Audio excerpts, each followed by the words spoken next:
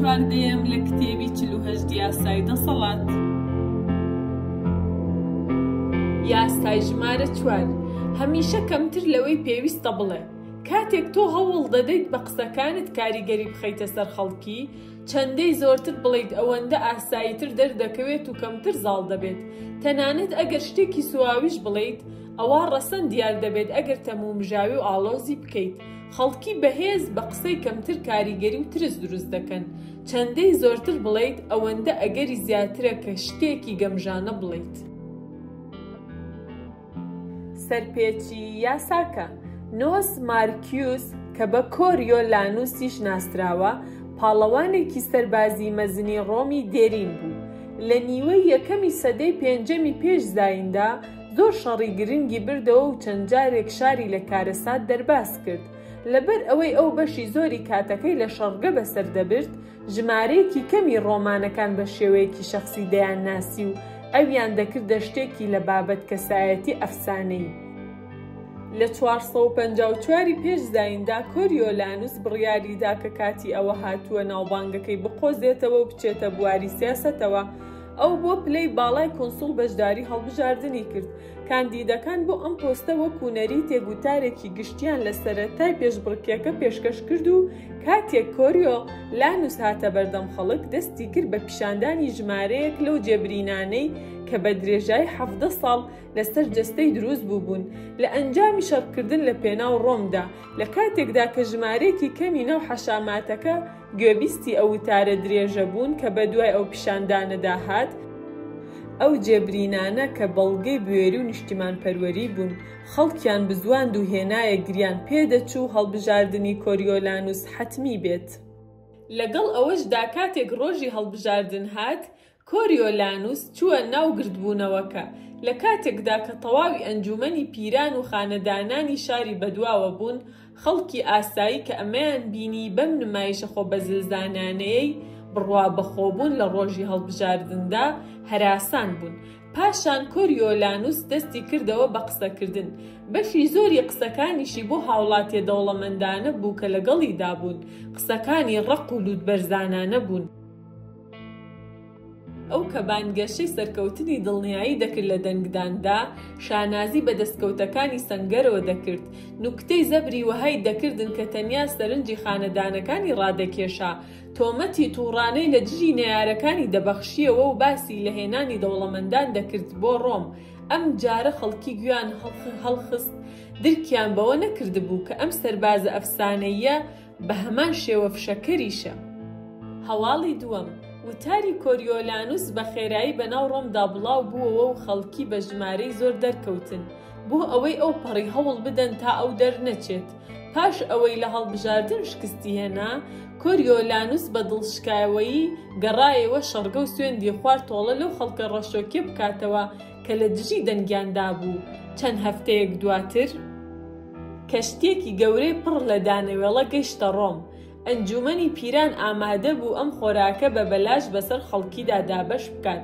بەڵام ڕێک لەو کاتەدا کە ئامادەکاریەکان دەکران بۆ دەنگدان لەسەر پرسەکە، کۆریۆلانوس لە شوێنەکە دەرکەوت و چووە سەر سەکۆی ئەنجومەن. ئەو وتی دابەشکردنەکە کاریگەری زیانبەخشی بۆ سەر شار دەبێت. بە گشتی پێدەچوو ژمارەیەک لە سیناتۆرەکان قەناعەتیان هاتبێت و دەنگدان بۆ دابەشکردن گومانی تێکەوت. کۆریۆلانوس لەوێ نەوەستا، ئەو خودی چەمکی دیموکراسی ئیدانە کرد. ئەو پشگیری قوتاربوونی کرد لە نوێنەرانی خەڵک، تیربوونەکان و سپاردنی حکومڕانی شار بە خانەدانەکان. کاتێک دەنگ و باسی دوایین قسەکانی کۆریۆلانوس گەیشتە خەڵک، تووڕێیەکەیان لە سنوور تێپەڕی. تیربوونەکان نێردرانە ئەنجومەنی پیران بۆ ئەوەی داوا بکەن تا کۆریۆلانوس لە بەردەمیاندا ئامادە بێت. ئەو ڕەتی کردەوە، ئاژاوە لە سەرانسەری شار هەڵایسان. ئەنجومەنی پیران لە ترسی تووڕەی خەڵک بۆ دوجار لە بەرژەوەندی دابەشکردنی دانەوێڵەکە دەنگیاندا. تریبیونەکان ڕازی کران، بەڵام خەڵکی هێشتا داوایان دەکرد کۆریۆلانوس قسەیان بۆ بکات و داوای لێبوردن بکات. ئەگەر ئەو تۆبەی بکردایە و ڕازی بوایە لەسەر ئەوەی قسەکانی بۆ خۆی هەڵگرێت، ئەوە ڕێگەی دەدرا بگەڕێتەوە بۆ شەڕگە. کۆریۆلانوس بۆ دوجار لە بەردەم خەڵکدا دەرکەوت و ئەوانیش لە بێدەنگیەکی تەواودا گویان بۆ هەڵخست. ئەو لەسەر خۆ بە نەرمی دەستی پێکرد، بەڵام لە کاتێکدا لە قسەکانی بەردەوام بوو زیاتر و زیاتر قسەکانی ڕق بوون. لەگەڵ ئەوەشدا جارێکی تر دەستی کردەوە بە شکاندن. تۆنی دەنگی ڕق بوو، دەربڕین و گوزارشتی سوگبینانەی بوو. چەندەی زیاتر قسەی دەکرد ئەوەندە زیاتر خەڵکی تووڕە کرد. لە کۆتاییدا بە هاوار لێکردن هێنایانە خوارەوە و بێدەنگیان کرد. تریبیونەکان بیرۆڕایان ئاڵوگۆڕ کرد و حکمی مەرگیان بەسەر کۆریۆلانوس دادا.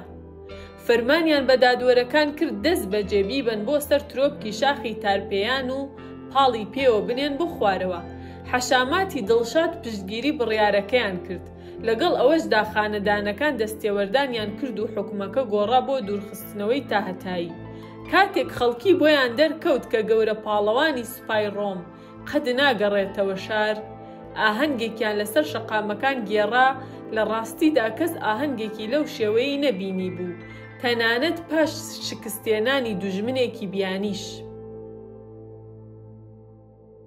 لێکدانەوە پێش ئەوەی بچێتە ناو سیاسەتەوە، ناوی کۆریۆلانوس سامی هەبوو. دەستکەوتە سەربازیەکانی ئەویان وەکو پیاوێکی ئازایەتی مەزن پیشان دەدا. لەبەرەوەی هاوڵاتیان شتێکی کەمیان لەبارەیەوە دەزانی، هەموو جۆرە ئەفسانەیەک دەدرایە پاڵ ناوەکەی. لەگەڵ ئەوەشدا ئەو ساتێکە لە بەردەم هاوڵاتیاندا دەرکەوت و قسەی ناو دڵی خۆی کرد، هەموو مەزنایەتی و شکۆیەکەی لە ناو چوو. ئەو وەکو سەربازێکی ئاسایی شانازی کرد و فشەی کرد. ئەو خەڵکی شکاند و توانجی تێگرتن، وەک بڵێ هەست بە هەڕەشە و نائەمنی دەکات. لە پڕێکدا ئەو کەسە نەبوو کە خەڵک وێنای دەکرد. جیاوازیەکەی نێوان ئەفسانە و واقیع تەواو نائومێدبەخش بوو. بۆ ئەوانەی دەیانویست باوەڕ بە پاڵەوانەکەیان بێنن، چەندەی کۆریۆلانوس زیاتر قسەی کرد ئەوەندە لاواازتر دەرکەوت. کەسێک کە نەتوانێت قسەکانی کۆنتڕۆڵ بکات، پیشانی دەدات کە ناتوانێت خۆی کۆنتڕۆڵ بکات و شایستەی ڕێز نییە. ئەگەر کۆریۆلانوس کەمتری بووتایە، خەڵکی هیچ پاڵنەرێکیان نەدەبوو بۆ ئەوەی هەست بکەن شکێنراون یان هەستیان بریندار بووە. قەت هەستە ڕاستەقینەکەی ئەویشیان بۆ دەرنەدەکەوت. ئەو سەنگە بەهێزەکەی دەمایەوە و بە دڵنیاییەوە بۆ کۆنسوڵ هەڵدەبژێررا. دەیتوانی ئامانجە دژە دیموکراتیەکانی بەدی بێنێت، بەڵام زمانی مرۆڤ دڕندەیەکە کە ژمارەیەکی کەمی خەڵک دەتوانن بەسەری دازاڵ بن. بە بەردەوامی قەفەسەکەی دەشکێنێت و لێی دەردەچێت. ئەگەر دەستەمۆ نەکرێت شێدگیر دەبێت و دەبێتە مای خەفەت بۆت. دەسەڵات ناتوانێت بە کەڵک بێت بۆ ئەوانەی کە گەنجینەی وشیان بە فیڕۆ دەدەن. گوێچکە ماسیەکان ئەو کاتەی کە مانگ پڕا بە تەواوی دەکرێنەوە و کاتێک قژاڵ دانەیەکی وەها دەبینێت، بەردێک یا چەند پارچە قەوزەیەک هەڵدەداتە ناوی. ئیتر گوێچکە ماسیەکە ناتوانێت جارێکی تر داخرێتەوە، دەبێتە ژەمە گۆشتێکی قژاڵەکە. ئەمەیە چارەنووسی کەسێک کە زۆر دەمی دەکاتەوە و لێرەوە خۆی دەخاتە بەر بەزەیی گوێگرەکەی. لیۆناردۆ داڤینشی. پەیڕەویکردنی یاساکە. لە دەرباری لویسی 16دا خانەدان و وەزیرەکان ڕۆژ و شەویان بە باس و دیبەیتی پرسەکانی دەوڵەتەوە بەسەر دەبرد. ئەوان هاوپەیمانیان و پشتیوانیان دەکرد، مشتومڕیان دەکرد، هاوپەیمانیان دەبەست و دەشکاند. دیسان مشتومڕیان دەکردەوە تا دوجار ساتە وەختە گرنگەکە دەگەیشت. دوانیان هەڵدەبژێران بۆ نوێنەرایەتیکردنی دوو لایەنی جیاواز بەرامبەر خودی لویس کە ئەم لە لای خۆیەوە بڕیاری دەدا چی بکرێت.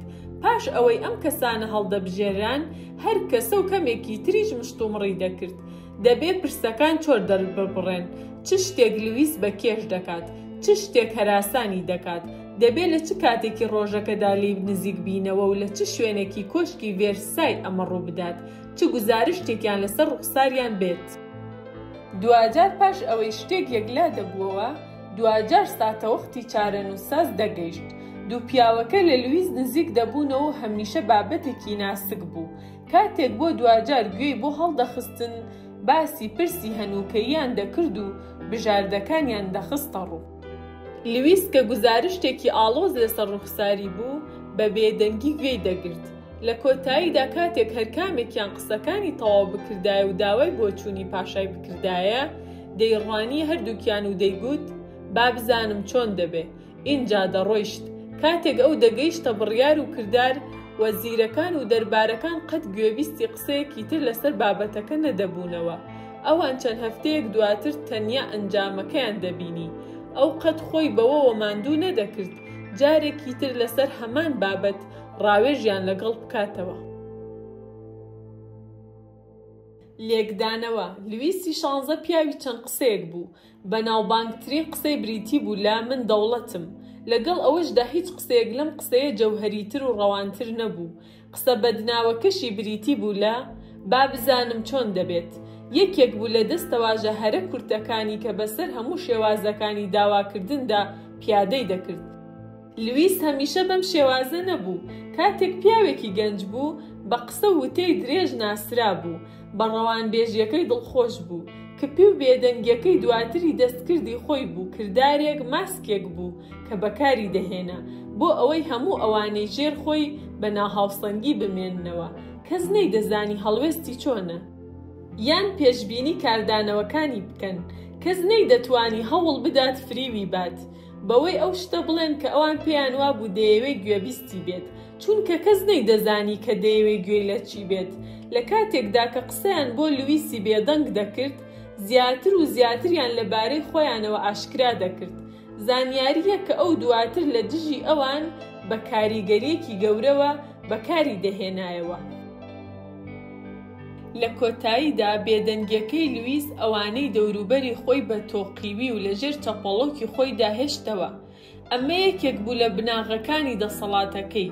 هەر وەک سان سیمۆن نووسی، کەس ئەوەندەی ئەو باش نەیدەزانی کە چۆن قسەکانی بزەکەی تەنانەت سەرنجەکەی ساخ بکاتەوە. هەموو شتێک لەودا بە نرخ بوو، چونکە ئەو جیاوازیەکانی دروست کرد و خاوەن شکۆ بە دەگمەنی قسەکان بەهێز بوو. تەنانەت بۆ وەزیرێک زیان بەخشترە کە کەشتی گەمژانە بڵێت لەوەی کە بیان کات.